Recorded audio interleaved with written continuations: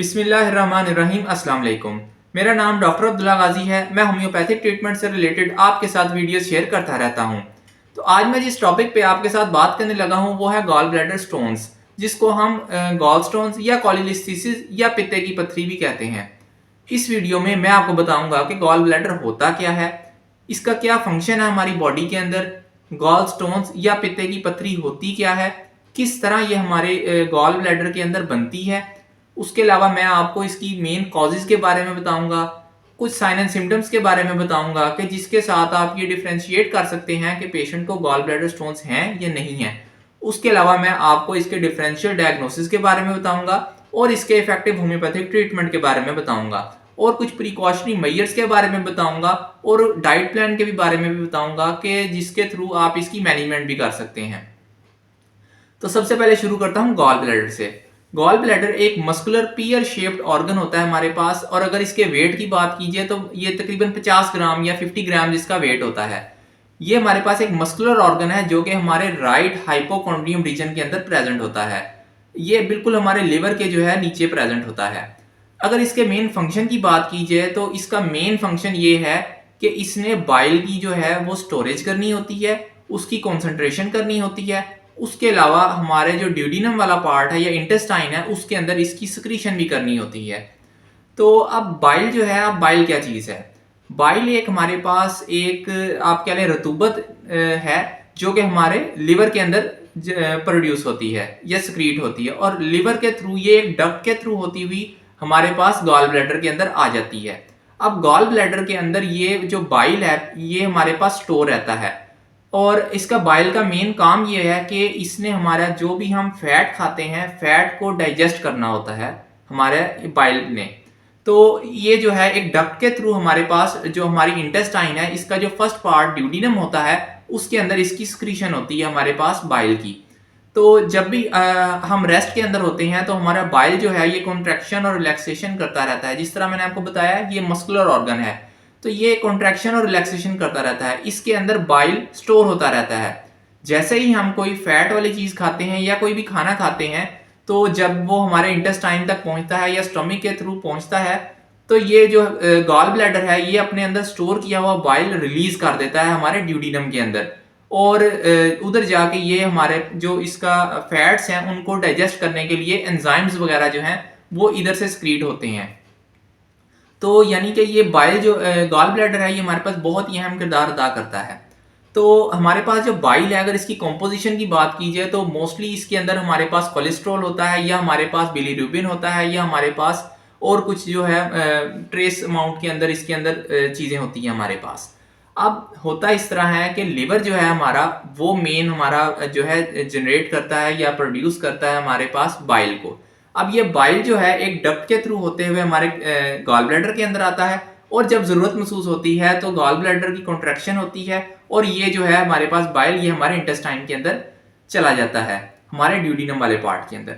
अब अगर main causes देखिए, अब गॉल ब्लैडर स्टोन्स क्या है, ये अगर गॉल ब्लैडर जो अपना जो गॉल ब्लैडर है इसके अंदर अगर किसी भी वजह से ये अकोमुलेशन होनी शुरू हो जाए इस बाइल पिगमेंट की, बाइल की, तो ये हमारे पास गॉल स्टोन्स बना देता है या पित्ते की पथरी बन जाती है। अब अगर इसकी मेन कॉज की बात की जाए तो सबसे ज़्यादा मोस्ट इंपॉर्टेंट इसकी जो कॉज है और प्रेवलेंट कॉज है वो है हमारे पास हाई कोलेस्ट्रॉल। अगर पेशेंट को कोलेस्ट्रॉल जो है 200 से ज़्यादा रहता है और काफ़ी ज़्यादा रहता है, और वो पेशेंट जो है आपका वो काफ़ी ज़्यादा फैटी जो है चीज़ें खा रहा है, फैट्स जो है सैचुरेटेड फैट्स खास तौर पे, तो उसको जो है गॉल ब्लैडर स्टोन्स बनने के चांसेस बहुत ज़्यादा हो जाते हैं। उसके अलावा जैसे कि मैंने आपको बताया है कि गॉल ब्लैडर एक मस्कुलर ऑर्गन है, अगर ये किसी वजह से कॉन्ट्रैक्शन और रिलैक्सेशन नहीं कर पा रहा तो ये जो बाइल है ये हमारा अंदर ही जाके कॉन्सेंट्रेट होना शुरू हो जाता है हमारे गॉल ब्लैडर के अंदर। उस केस के अंदर भी हमारे पास गॉल स्टोन्स बनने के चांसेस बहुत ज़्यादा हो जाते हैं। उसके अलावा लिवर सिरोसिस के अंदर जो कि हमारे पास फोर्थ स्टेज होती है लिवर की, उसके अंदर भी हमारे पास लिवर अगर फंक्शन अपना सही से नहीं कर पा रहा या हमारे पास बाइलरी ट्रैक की किसी भी किस्म की इन्फेक्शन हो गई है तो उस केस के अंदर भी हमारे पास गॉल ब्लैडर स्टोन्स बनने के चांसेस बहुत ज़्यादा हो जाते हैं। उसके अलावा अगर हमारे आरबीसी की डिस्ट्रक्शन बहुत ज़्यादा हो रही है या कोई बॉडी के अंदर इस तरह का मैकेनिज्म चल रहा है या कोई भी इस तरह की डिजीज़ चल रही है कि जिसमें आरबीसीज बहुत तेज़ी के साथ डिस्ट्रॉय हो रहे हैं, तो फिर भी हमारे पास गॉल ब्लैडर स्टोन्स बनने के चांसेस बहुत ज़्यादा हो जाते हैं। उसके अलावा अगर आप कोई भी ओरल कॉन्ट्रासेप्टिव्स या बर्थ कंट्रोल पिल्स का यूज कर रहे हैं तो फिर भी गॉल ब्लैडर स्टोन्स कॉज हो सकता है। अब अगर इसके मेन सिम्टम्स की बात की जाए तो सबसे जो मोस्ट इंपॉर्टेंट इसका जो सिम्टम है वो है हमारे पास पेन होती है पेशेंट को हमारे राइट हाइपोकॉन्ड्रियम रीजन के अंदर, बिल्कुल लिवर के लोब के नीचे। और ये जो पेन है मोस्टली ये देखा गया है कि ये 30 मिनट से ज्यादा जो है प्रोलॉन्ग करती है, ये ज्यादा होती है उससे। और अगर इसकी पेन की बात की जाए तो ये इंटरमिटेंट टाइप होती है, यानी और कभी ये शार्प भी पेन हो सकती है पेशेंट को, कभी डल पेन भी हो सकती है। और इस तरह भी होता है कि पेन, और ज़्यादातर मैंने जो पेशेंट्स के अंदर देखा है वो यही है कि ये पेन आहिस्ता आहिस्ता बढ़ती है, बढ़ती जाती है और फिर आहिस्ता आहिस्ता ये कम होती है। और ज़्यादातर ये जो पेन है हमारे पास ये हल्की हल्की पेशेंट को मुसलसल रहती है। मोस्ट ऑफ द केसेस के अंदर हमारे पास गॉल ब्लैडर स्टोन जो है वो एसिम्प्टोमेटिक होते हैं, यानी कि पेशेंट को पता ही नहीं होता कि उसको गॉल ब्लैडर स्टोन्स हैं। वजह इसकी ये है कि गॉल ब्लैडर के, जैसे कि मैंने आपको बताया, मस्कुलर ऑर्गन है, इसके अंदर गॉल ब्लैडर स्टोन्स बनना शुरू हो जाते हैं। अब पेशेंट को पेन किस वक्त होगी? पेन पेशेंट को सिर्फ उस वक्त होगी जब गॉल ब्लैडर कॉन्ट्रैक्ट या रिलैक्स करेगा और वो जो गॉल ब्लैडर स्टोन्स हैं वो आके इम्पिंज करेंगे हमारे पास गॉल ब्लैडर की जो ल्यूमेन है उसके अंदर। या फिर जो सबसे ज्यादा जो पेशेंट को पेन होती है वो तब होती है जब ये हमारे पास बाइलरी डक्ट के अंदर जाके ये फंस जाता है हमारे पास स्टोन। उस केस के अंदर जब वो कॉन्ट्रैक्शन करता है इसकी जो ल्यूमेन है तो उस वक्त जो है स्टोन जो है वो इम्पिंज होता है हमारे पास और उससे पेन बहुत ज्यादा होती है। तो उसके अलावा पेशेंट को जो एक सिम्टम कॉज हो सकता है वो वॉमिटिंग का हो सकता है, पेशेंट को नोजिया, उल्टी आने को, क्या आने को करती है, ये भी हमारे पास एक गॉल ब्लैडर स्टोन का सिम्टम हो सकता है। उसके अलावा पेशेंट को जॉन्डस हो रहा है, बिलीरुबिन की बहुत ज़्यादा क्वांटिटी आ रही है उसके एलएफटी के अंदर, तो उस केस के अंदर भी गॉल ब्लैडर स्टोन जो है वो हमारे पास सस्पेक्टेड होता है। अब अगर इसके डायग्नोसिस की बात की जाए तो सबसे अच्छा जो इसका डायग्नोस्टिक टेस्ट है वो हमारे पास सोनोग्राफी है, यानी कि अल्ट्रासाउंड है। पेशेंट के अपर एब्डोमेन का अल्ट्रासाउंड किया जाता है, उसके अंदर हमें पता चल जाता है कि पेशेंट को गॉल ब्लैडर स्टोन्स हैं या नहीं है। उसके अलावा अगर ये एक आपको एक चीज बता रहा हूं कि अगर ये गॉल ब्लैडर स्टोन्स हमारा गॉल ब्लैडर से आगे की तरफ है या डक्ट जो है आगे से, इधर मैं पिक्चर लगा देता हूं आपको, कॉमन बाइलरी डक्ट के करीब या उससे जो है एक काफी ज्यादा ना सिस्टिक एक डक्ट होती है उसके अंदर अगर हो तो ये अल्ट्रासाउंड के अंदर मोस्टली केसेस के अंदर नहीं आता और पेशेंट को पेन भी बहुत ज्यादा होती है। इस केस के अंदर पेशेंट को मैं कंप्यूटर टोमोग्राफी या सीटी स्कैन जो है वो रेफर कर देता होता हूँ। तो इसके अंदर डिटेल जो है इमेजिंग उसकी आ जाती है और अगर गॉल ब्लैडर के एंड वाले पोर्शन के बाद का या डक्ट के अंदर अगर गॉल ब्लैडर स्टोन है तो उसके डायग्नोसिस के लिए आपने सीटी स्कैन का एडवाइस करना है। उसके अलावा पेशेंट का एलएफटी करवाया जा सकता है, लिवर फंक्शन टेस्ट, उसके अंदर आपने देखना है पेशेंट का बिलीरुबिन वगैरह तो नहीं बढ़ा हुआ, और उसके अलावा आप सीबीसी करा के भी इसका डायग्नोस कर सकते हैं। अब अगर इसके ट्रीटमेंट की बात की जाए तो आपको एक बात मैं सबसे पहले बता दूं कि गॉल ब्लैडर स्टोन्स को बाहर निकालने का नेचुरली कोई भी हमारे पास तरीका नहीं है। मैं अक्सर लोगों से सुनता था कि जी गॉल ब्लैडर स्टोन्स है, पित्ते की पथरी है, निकल नहीं सकती, निकल नहीं सकती। तो मैं बहुत ज़्यादा इसके ऊपर रिसर्च की कि क्यों नहीं निकल सकती। हालांकि किडनी स्टोन्स हैं, किडनी स्टोन्स जो है मैंने 8 mm या 11 mm तक भी पेशेंट को ट्रीट किया है, लेकिन गॉल ब्लैडर स्टोन के बारे में सारे यही कहते हैं। मैंने अपने काफ़ी सारे सीनियर्स को भी कंसल्ट किया तो वो सब यही कहते थे कि ये निकल नहीं सकती। मैंने इस पर काफ़ी ज़्यादा रिसर्च की और फिर चेक किया कि ये क्यों नहीं निकल सकती। तो इस नतीजे पे मैं पहुंचा, आपको एक पिक्चर लगा रहा हूँ इधर, आप उसके अंदर देख लें। हमारे पास जो गॉल ब्लैडर है उसके आगे से एक डक्ट निकलती है जो कि बहुत ज़्यादा जिग जैग पोर्शन के अंदर जाती है और इसके डायमीटर मैंने चेक किया तो वो राउंड अबाउट 1.5 से लेके 2 mm तक है, यानी बहुत ब्रीक है ये हमारे पास। और ये बहुत ज्यादा जिग जैग हो के हमारे पास कॉमन बाइलरी डक्ट तक जा रही है। तो इतना ज्यादा जिग जैग के अंदर इसको किडनी स्टोन्स को मूव करना जो है ये तकरीबन इम्पॉसिबल है। हाँ, एक मैंने एक चीज देखी है कि एक पॉसिबिलिटी है किडनी गॉल ब्लैडर स्टोन्स को बाहर निकालने की, वो ये है कि मैंने आपको बताया, जिस तरह बताया कि gall bladder stone mostly cases के अंदर कोलेस्ट्रॉल के बने होते हैं। कोलेस्ट्रॉल इसका मेन कंपोनेंट होता है गॉल ब्लैडर स्टोन बनने का।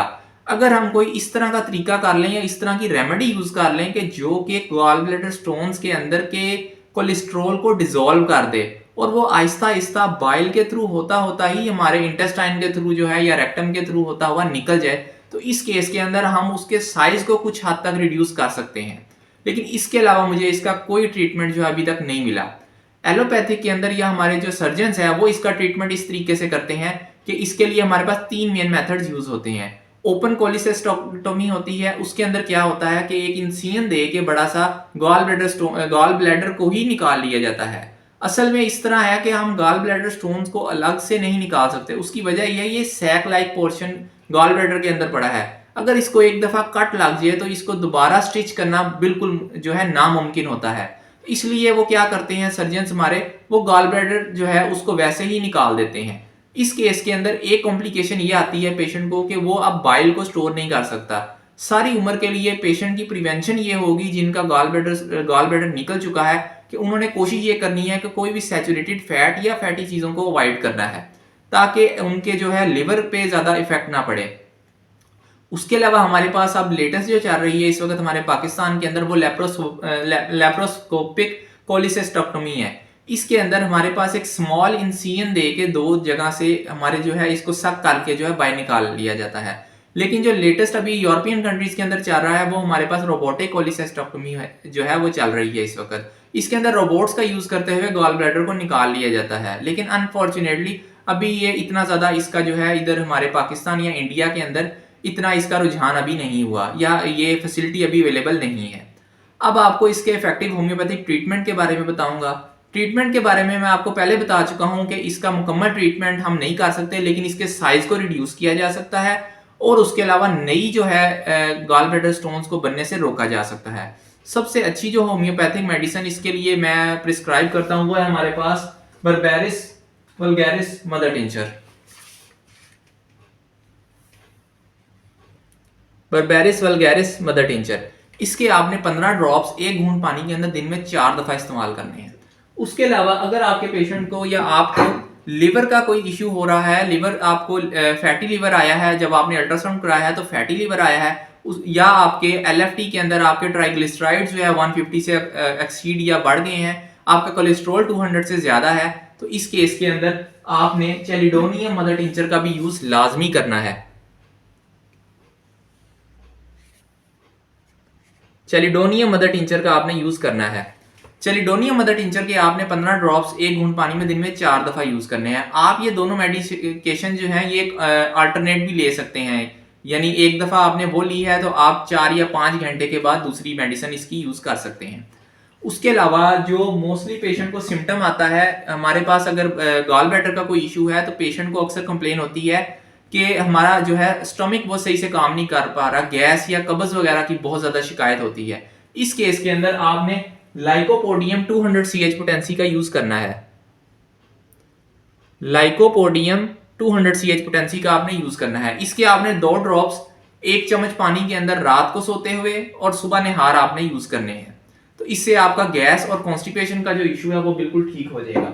जिस तरह मैंने आपको बताया, अक्सर पेशेंट ये कंप्लेन करेंगे गॉल ब्लैडर स्टोन्स के अंदर कि उनको नोजिया या वॉमिटिंग का इशू हो रहा है, उल्टी आने को कर रहा है। उस केस के अंदर आप एपिकॉक 30 CH पोटेंसी का यूज कर सकते हैं। इसके आप 2 ड्रॉप्स 1 चम्मच पानी में दिन में 4 दफा यूज कर लें, या जिस वक्त आपको वॉमिटिंग नोजिया फील हो रहा है उस वक्त आप इसके जो है आधे या 1 घंटे के बाद 2-3 डोजेज ले लें, तो इंशाल्लाह आपकी जो नोजिया और वॉमिटिंग है वो इंशाल्लाह 2 या 3 डोजेज से ही बिल्कुल ठीक हो जाएगी। उसके अलावा अगर आपका कोलेस्ट्रोल जो है इन तीनों मेडिसिन का यूज करते हुए भी अगर आपको टाइम हो गया है 1 या 2 माह, आप इसको कंटिन्यू करेंगे लॉन्ग टर्म के अंदर। लेकिन अगर आपका गॉल स्टोन्स का मसला हल नहीं हो रहा इन मेडिसिन के साथ, या आपका कोलेस्ट्रोल जो है वो मैनेज नहीं हो रहा, तो इस केस के अंदर आप फिर अपनी 2 या 3 माह यूज करने के बाद, जो कि बहुत कम होता है, मोस्टली मेरे पेशेंट जो हैं वो इन्हीं मेडिसिन से डील हो जाते हैं। लेकिन अगर ये मेडिसिन किसी वजह से अपना असर बिल्कुल सही तरीके से नहीं कर पा रही, या गॉल ब्लैडर स्टोन्स का मसला हल नहीं हो रहा और कोलेस्ट्रॉल मैनेज नहीं हो रहा, तो आप कोलेस्ट्रिडिनियम 3x या 6x जो है टैबलेट्स का यूज कर सकते हैं। ये रैकवेज कंपनी की हमारे पास बायोकेमिक टैबलेट होती हैं। इसकी आपने 4 टैबलेट्स जो हैं दिन में 4 दफा जो है आपने यूज कर लेनी है। और उसके अलावा आप फैल्ट्यूरी 3x या 3x जो है वो आप यूज करेंगे। ये भी आप रैकवेज या शोएबे कंपनी की ले सकते हैं। ये भी बायोकेमिक हमारे पास टैबलेट्स होती हैं। इसकी आपने 4 टैबलेट्स जो है वो दिन में 3 दफा यूज या 4 दफा यूज कर लेनी है। उम्मीद करता हूं आपको मेरी वीडियो अच्छी लगी होगी। मजीद आने वाली वीडियोस के लिए आप मेरे चैनल को सब्सक्राइब कर दें और साथ में दिए गए बेल आइकन को प्रेस कर दें, ताकि मेरी आने वाली तमाम वीडियोस आप तक सबसे पहले पहुंच सके। Thank you very much and अस्सलाम वालेकुम।